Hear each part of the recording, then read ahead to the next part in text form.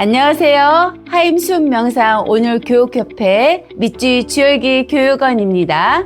저희 하임순 명상 오늘 교육협회에서는 하임솔트라고 하는 건강한 소금을 회원분들께 공급하고 있는데요. 하임솔트는 얼만큼 먹어야 하나요? 라고 하는 질문에 대해서 답변을 드리려고 합니다. 하임솔트뿐만 아니라 일반 소금도 마찬가지예요. 마른 사람, 뚱뚱한 사람, 혈관에 문제가 있거나 건강에 이상 신호가 있으신 분들, 마음의 문제뿐만 아니라 정신적인 문제 있으신 분들, 남녀노소, 그리고 지금 누워 계신 분들이거나 활동을 많이 하시는 분들에 따라서 모두 드시는 소금의 양은 다릅니다. 그런데 무조건 생소금을 드시는 것이 아니라 나의 입에 맞추어서 미역국 간 맞추듯이, 콩나물 간 맞추듯이 따뜻하게 타서 마시는데요. 물에 타서 희석해서 마시는 양이기 때문에 소금은 얼만큼 먹어야 하나요? 라는 것보다는 물을 얼만큼 마셔야 하나요? 라는 질문이 맞습니다. 그런데 그 물은 염분이 들어가 있는 물이어야 되는데요. 물에 미네랄이 가득한 아주 좋은 소금을 타서 드시는 것이 우리 몸에 매우 유익한데요. 그 소금의 양은 우리 몸에서 수분을 섭취하기 위한 적당한 양이기 때문에요. 전혀 염려하지 않으셔도 됩니다. 보통 하루에 10.5g 정도의 염분이 소변에서, 땀에서, 콧물에서, 변에서 배출이 되는데요. 하루 권장량인 2g은 턱없이 부족한 양이에요. 이 2g은 생명을 유지하는 데 필요한 양이고요. 우리는 생활하기 때문에 2g의 소금을 먹게 되면 적어도 10.5g의 소금물을 몸 밖으로 내보내기 때문에 절대로 부족한 양입니다. 특히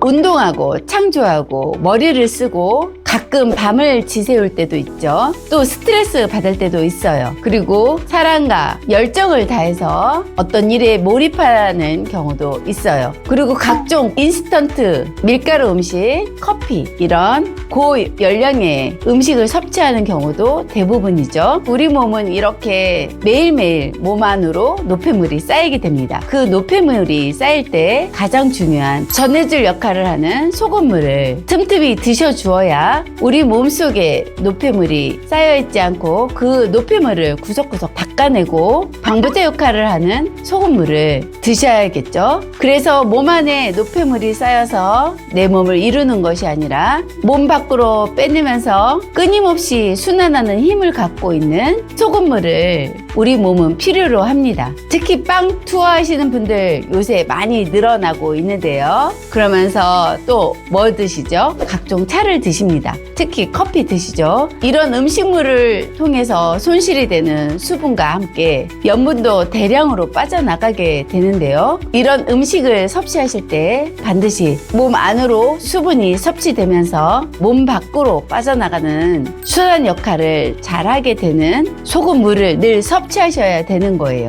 특히 염분이 부족할 때 우리 몸은 뼈에서 염분을 끌어다가 쓰게 되잖아요. 우리 몸의 뒤꿈치의 뼈는 굵은 뼈로 되어 있는데요. 이 굵은 뼈에 염분이 부족해지면서 약해지겠죠? 그러면 자꾸 넘어지는 그런 일들이 반복되겠죠? 특히 요새 해독 주스 많이 드시죠? 상당량의 칼륨이 있는데요. 칼륨 가다는 우리의 몸의 균형을 깨트리게 되는데요. 칼륨과 나트륨의 균형이 깨지지 않도록 여러분들 해독 주스에도 좋은 하임솔트를 넣어서 섭취해 보시는 거예요. 소금은 몸속에서 수분을 담고 있기 때문에 꼭 필요한 거예요. 우리가 소금을 함께 섭취하게 된다면 몸속의 노폐물들이 더 빠져나가는 그런 경험을 하시게 되실 거예요. 사람마다 모두 물의 섭취량이 다르기 때문에요. 그 물에 소금을 넣어서 드시는 양도 달라지겠죠? 그렇지만 우리는 평균적으로 2리터 정도의 물을 섭취하는 거예요. 그런데 움직임이 많이 있거나 땀을 심하게 흘렸다거나 이런 분들은 조금 더 소금차를 따뜻하게 드셔보세요.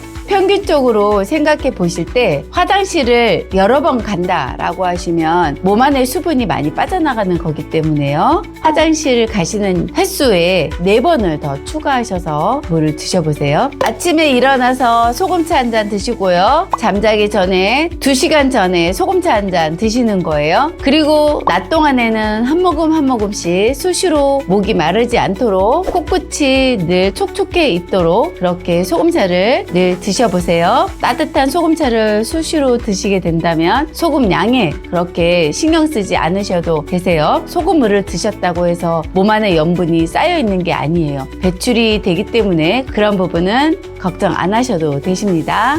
그리고 또한 온열법을 사용하시게 되시는 분들은 온열법만 사용하시게 되면 몸 안에 수분이 빠져나가기 때문에요. 건조해 줄 수 있어요. 그러면 가려울 수 있겠죠? 그럴 때 소금차를 드시면서 온열법을 해보세요. 특히 주열기 사용하시면 가려움이라든가 몸의 건조함을 미리 예방할 수 있고요. 몸속에 있는 고여있는 노폐물들이 몸 밖으로 잘 빠져나가는 역할을 해줄 수 있으니까 주열을 하면서 충분한 소금물을 드시게 되면 너무도 좋은 경험들을 하시게 되실 거예요. 오늘도 희망찬 하루 잘 지내시고요. 구독과 좋아요, 알림 설정까지 하시고요.